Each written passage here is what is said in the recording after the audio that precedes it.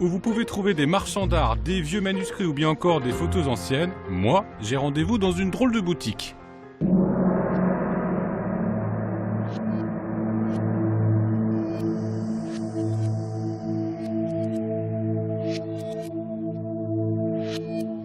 Bizarre chez vous quand même, Thierry. Oui, mais c'est le but recherché, puisque c'est un cabinet de curiosité, mais revisité par le XXIe siècle. Qu'est-ce que c'est que ça? Oui, ça c'est une jeune artiste japonaise. On est entre la poupée des surréalistes, comme Hans Bellmer, et une tradition japonaise qui voulait que dans chaque famille, à leur naissance, les petites filles avaient un double en poupée, qui allait absorber les soucis de la vie, les malheurs, les maladies, jusqu'à ce qu'elle soit en âge de se marier.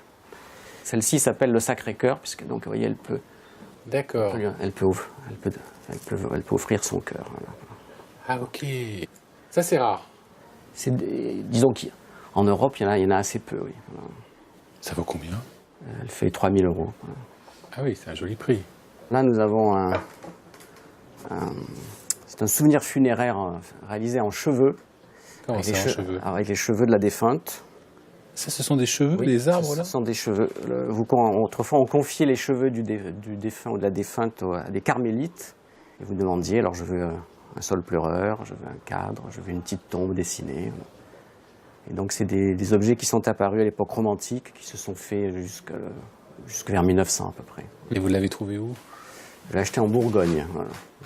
Et vous, depuis quand vous faites ça? Depuis quand vous êtes passionné par ces objets étranges? C'était vers 15 ans, je ne m'intéressais pas du tout aux objets anciens et j'ai dû emballer pour un déménagement à la bibliothèque familiale. Et donc là, j'ai manipulé des livres anciens et j'ai réalisé que il y a eu un tilt, voilà, comme ça. Après, par les études à l'école du Louvre, j'en suis venu à la sculpture.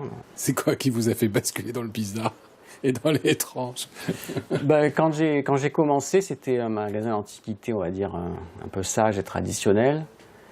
Et peu à peu, c'est presque un ennui face aux objets très, très classiques Et puis un goût personnel pour la littérature fantastique, par exemple, ou la science-fiction, qui m'a amené à rechercher de plus en plus d'objets qui représentent ou des chimères ou des vanités. Quand vous fermez la porte de votre magasin, c'est pas le grand bordel là-dedans, tu vois?